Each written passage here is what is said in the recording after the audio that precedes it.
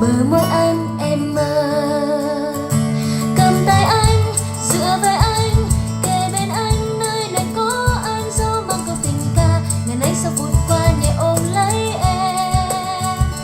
Cầm tay anh, dựa vai anh, kề bên anh, nơi này có anh, kép đôi mi thật lâu, nguyện mãi bên cạnh nhau, yêu say đắm như ngày đầu.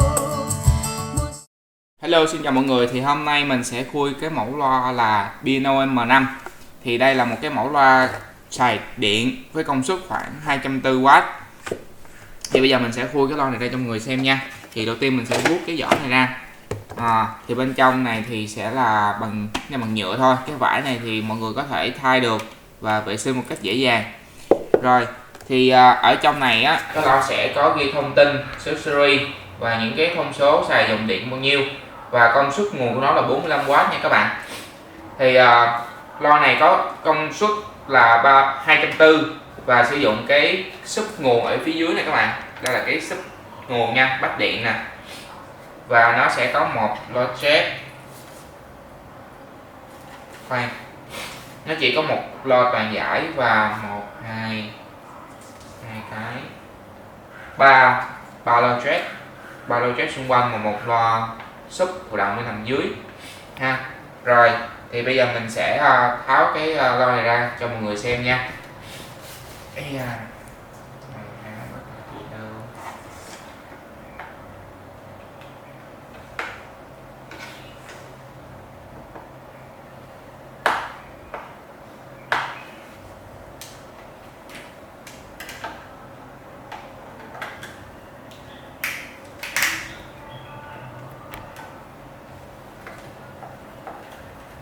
Mình sẽ tháo ra nha các bạn.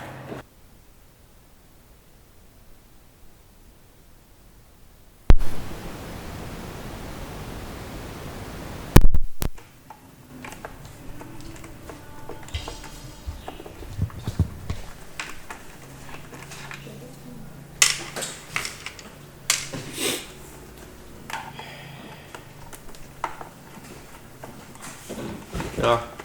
Được.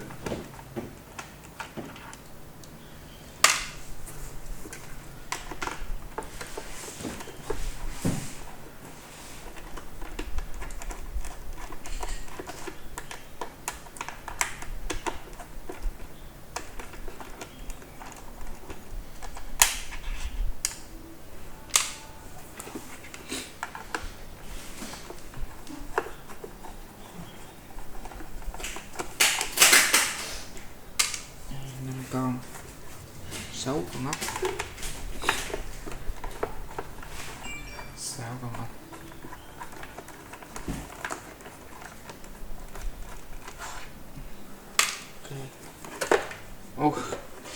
Đây mình đã tháo rồi nha các bạn. Rồi bây giờ mình sẽ tháo cái này ra. Ok,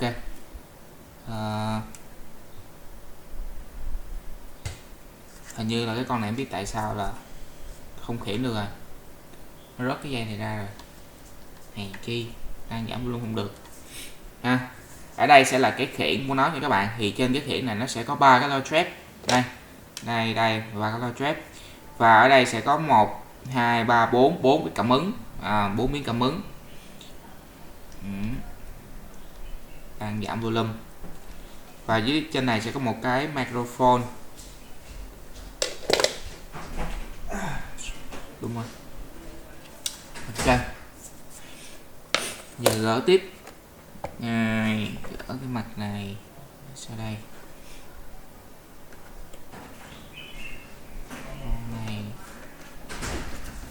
Giờ mình sẽ thử khui dưới cái đáy coi.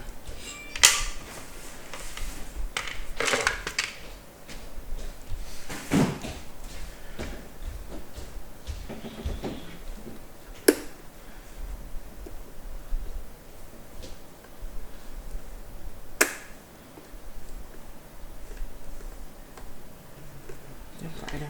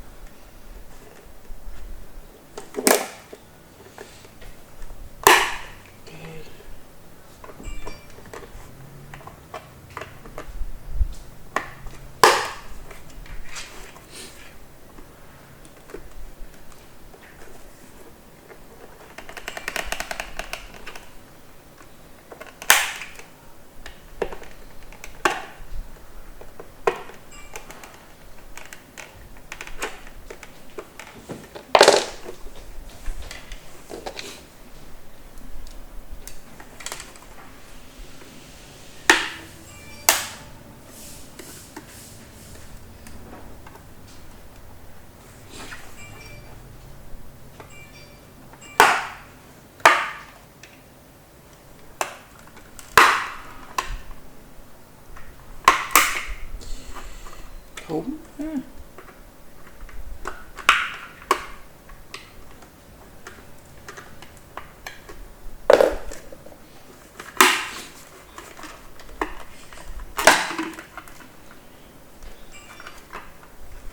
Có dễ sai sai.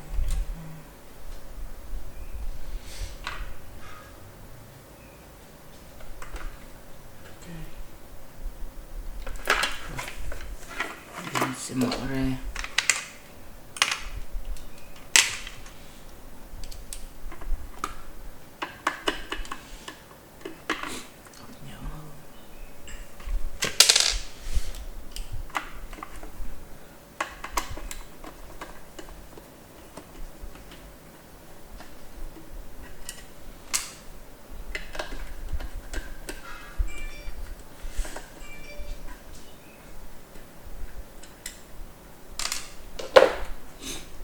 Phía dưới chân này á, thì sẽ có khiển nha các bạn. Nguồn chứ quên, sorry, mình sẽ có nguồn vào.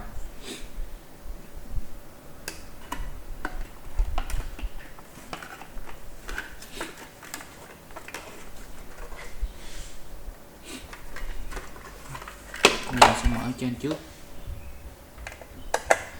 Cái cục này là cục nguồn nha. Đây. Thì cái con này xài điện 100 đến 220 thì cái cục nguồn của nó là cục này.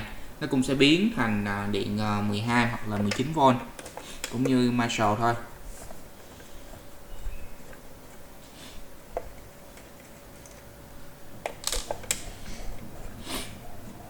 Mấy cục nguồn cũng bình thường.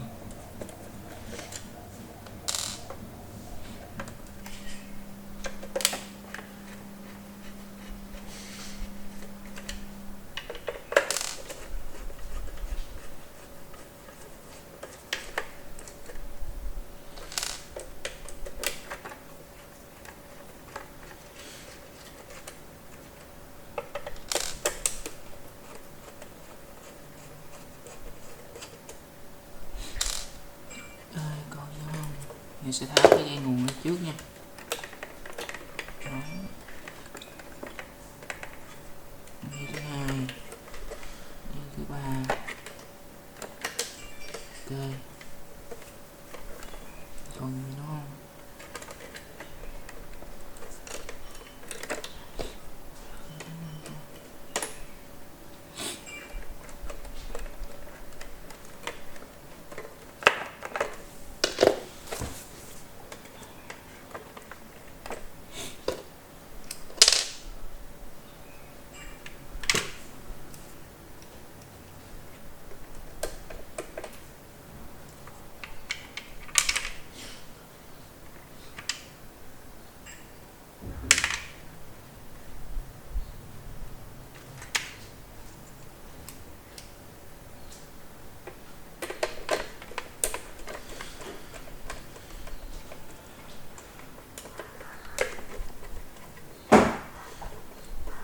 có vô control nữa nhé.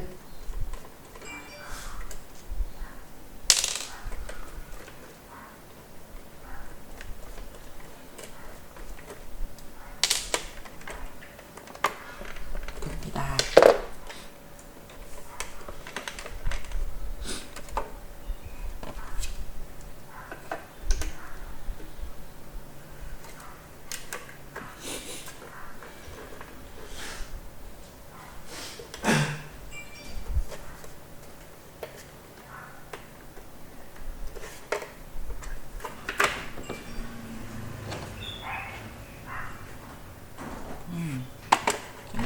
bị sao?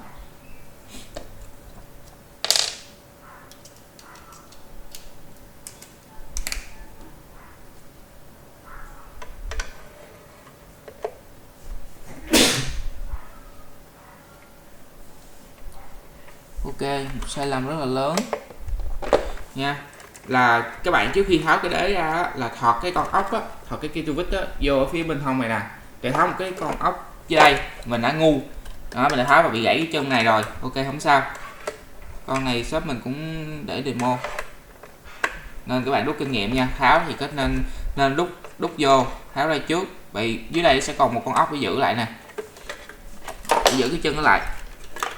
Đây đó, nó sẽ giữ cái chân này lại đó, nên các bạn nên lưu ý đó. Và khi tháo nên cẩn thận cái phần này, nó sẽ có một cái cọng dây màu dây đồng này nè đó, sẽ rất là dễ bị đứt ra. Còn cái cục nguồn này sao tháo ra mình cũng chưa biết luôn, sao tháo được cái men này ra đây.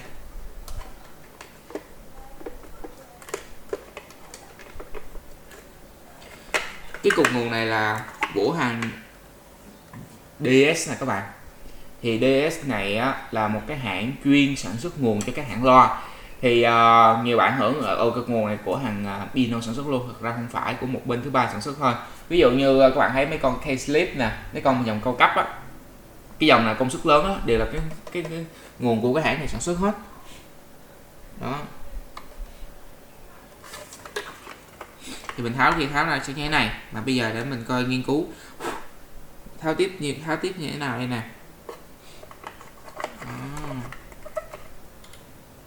Rất là căng. Mình sẽ tháo cái này ra trước nhé. Ok, tháo này ra.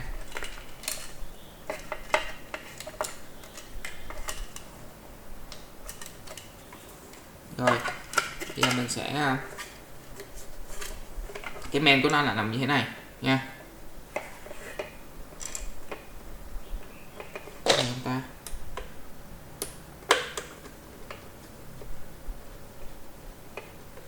thì cái bên này có con ốc nữa nè. Đâu? Ngay chỗ cái dắt màu đen đỏ. Nó có cái con ốc có nguồn lên cái miệng. Không được. Có một con này. Ơi, con ốc ở đây mà không biết các bạn ơi. Đây, nội thất và thóc. Zoom kỹ vô nha, zoom gần vô thì được không? Gần nhất chưa? Thấy được cái chữ này nè. Củ loa này là Pierce nè. Các bạn coi nha, mình thì không rành, mất công nói thì bạn lại nói nữa. Đây là cái củ loa chính sub của con Piano. Và bên đây sẽ là một cái khiển của nó nữa, TC, cái control á. Và dưới đây là cái bo của wifi nè, này thanh tản nhiệt đó, đầy đủ đó. Các bạn coi kỹ nha, zoom vô. Member nhìn mặt thì cũng không đến nỗi mà quá sắc sảo các bạn à. Thật sự là cũng không phải là quá sắc sảo. Ăn tiền của lo của nó này. Rồi ha. Đó. Chỉ vậy thôi. Rồi. Bây giờ mình sẽ thử, mình sẽ lắp này lại và sau đó mình sẽ tháo cái củ loa ra thử coi. Thử coi củ loa nằm dưới.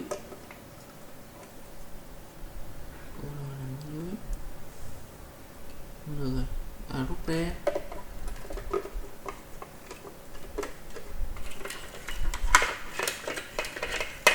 Có tháo luôn không? Tháo củ loa này.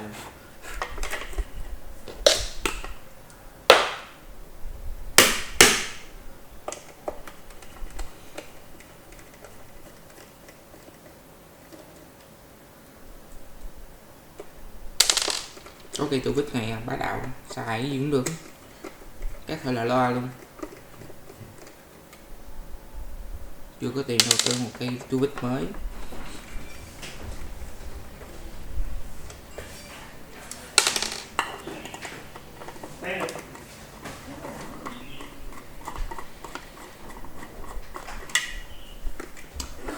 Đây, vỏ này chỉ là vỏ nhựa thôi các bạn.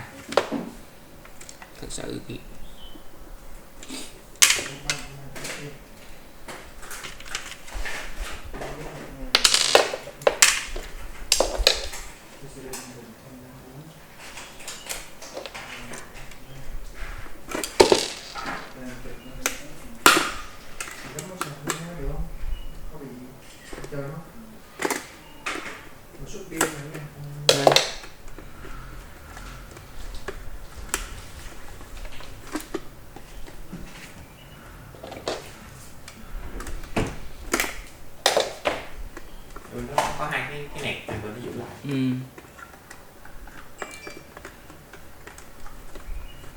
Sản xuất cực ghê quá. Tháo mình bị tháo ghê á. Con này nó luồn lách ghê quá.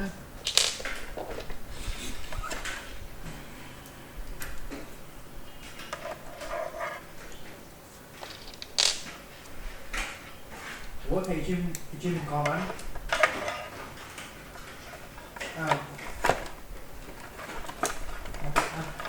Cái chim con.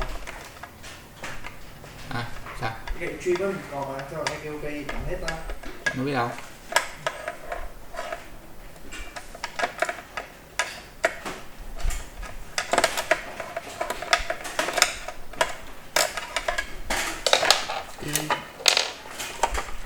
Mình tháo cái súp ra đây.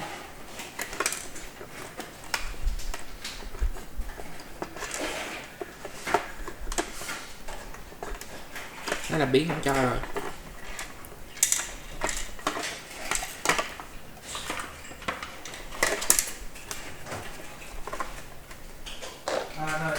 Đây này được 380. Rồi, nhận rồi đó.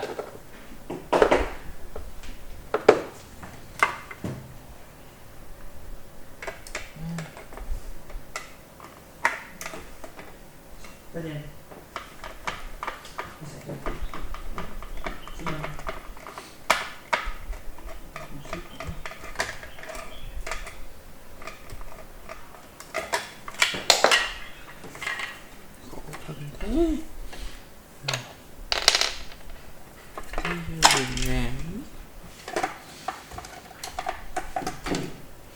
Đây là cái cụ loa của con Bino M5.